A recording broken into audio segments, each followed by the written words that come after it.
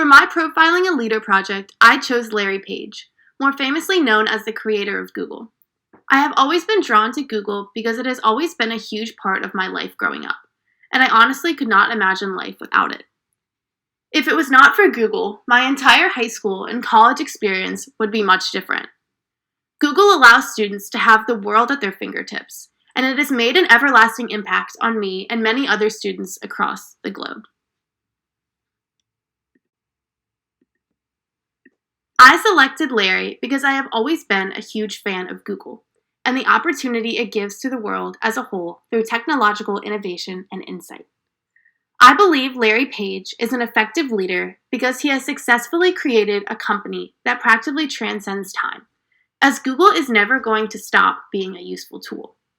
He has created not only a convenient and functional company, but one that deserves great respect and praise for what they stand for.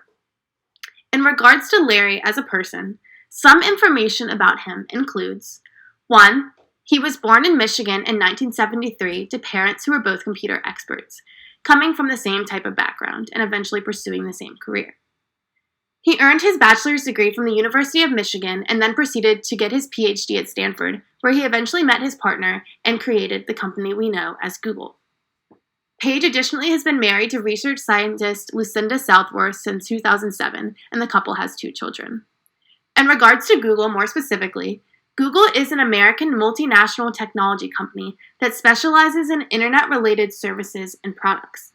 It is one of the big 4 technology companies alongside Amazon, Apple, and Facebook. The reach of their company is very widespread, as it's practically impossible to not know what Googling something means. In fact, I can't even complete this project without using Google to find more about the company itself. Here are some interesting facts that I found about Google through Google. Some of these interesting facts about Larry Page include 1. Google was created by both Larry Page and Sergey Brin when they were both PhD students at Stanford University, as previously mentioned. However, in 2019, both Page and Brin resigned from their positions. 2. The idea for a search engine came to Page in a dream, literally. When giving a commencement speech at the University of Michigan in 2009, Page explained how an idea to create a search engine came to him in the middle of the night. He jumped out of bed and began writing down his ideas, eventually becoming the idea of Google itself. 3. Google as a company's name was in fact accidental. Page, Brin, and a third party who was helping with the project misspelled Google, a mathematical term for 1 followed by 100 zeros, and eventually named their company.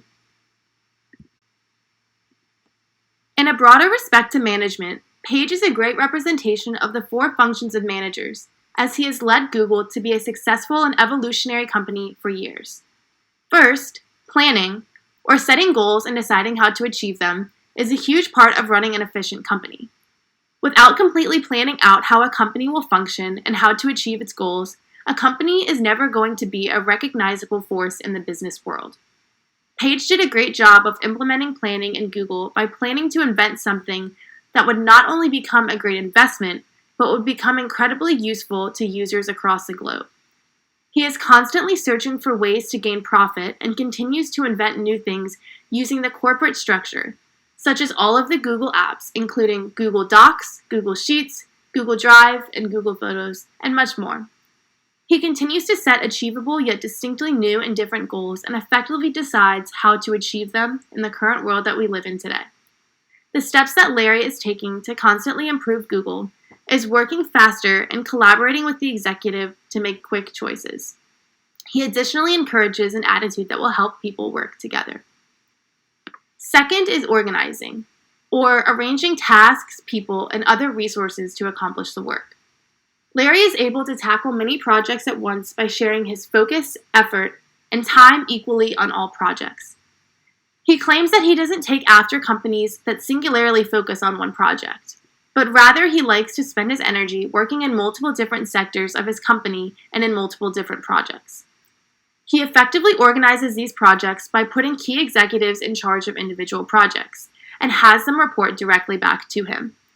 He claims that if you're focused on the right things, you can see the larger goal of the company or the bigger picture and find different ways to improve proposed ideas. Next is leading, or motivating, directing, and otherwise influencing people to work hard to achieve the organization's goals. Page is known to be one of the best leaders and successful businessmen in the world. He utilizes a democratic leading style to value all of his employees' opinions, meaning that he is not acting as an authoritative leader, but focuses on a clan style of organizational culture.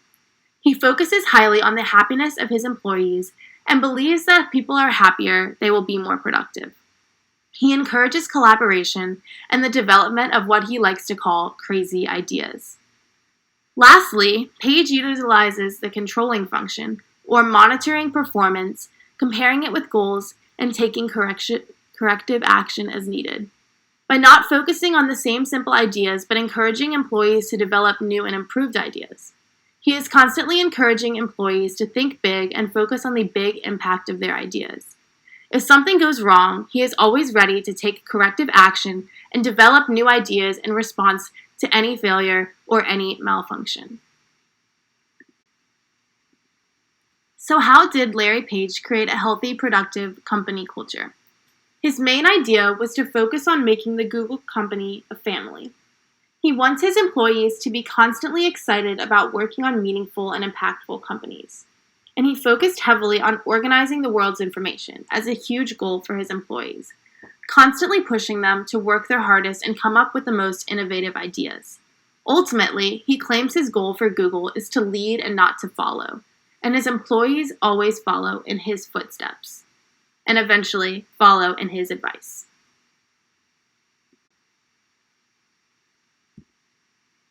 One conflict and criticism Google faces is the worry that the company won't move as quickly as it once did. This is a challenge Page has often faced in his role as the leader of the Google company. He explains his solution to this problem by, once again, explaining, Google is a large company now, but we will achieve more and do it faster if we approach life with passion and the soul of a startup. Later, he explained that most companies are not well loved, and that we have always wanted Google to be a company that is deserving of great love. One specific example of a challenge Google has faced is the acquisition of Motorola. The deal, when it closes, gives Google access to important patents and Motorola controls. The acquisition itself has worried vendors that compete with Motorola because they worry that Motorola will get a leg up by joining Google.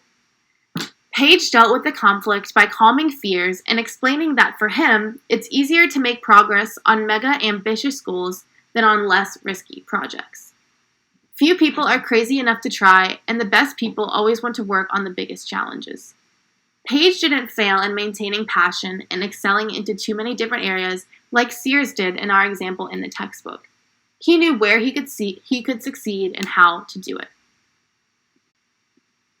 In respect to my own personal leadership styles, I try to focus largely on organization because it personally provides harmony in my own life. As a tutor at the Nieri Center at Clemson University, I work with student athletes and lead them to adapt organization, planning, controlling, and leadership techniques in their own life and in their own education. For me, I believe that in order to be a leader, you must show your followers how to become self-sufficient and successful. And that's exactly what my job as a tutor is about. I believe that if I teach my students how to work well in the classroom and how to do things on their own, they will be able to teach other people down the road how to adapt these skills into their own life, thus starting a new cycle in development and learning over time. Overall, in respect to management, I can learn a lot from Larry Page and what he has done for Google. He is an exemplary figure in the management and business field, and I hope to one day learn to adapt his ideas and management structures. Through dealing with different levels of conflict and adapting to each and every stage of the management function, Larry has become one of the most well-known leaders in management today. Since him and his partner have sadly left the Google business in the recent years, Google has still began to flourish, largely because of the policies and the procedures that he implemented as a manager in the business. We thank Larry Page for all that he has done for Google and all that he has done for society as a whole. He is an exemplary figure in the management world. In respect to sources, I tried to use a wide range of different articles on Larry Page and Google as a whole. In addition to using our textbook for different details about definitions and different management functions, I utilized Fortune 500 and a few other biography pages on Larry Page. They were all incredibly helpful in understanding his business structure and his process as a manager.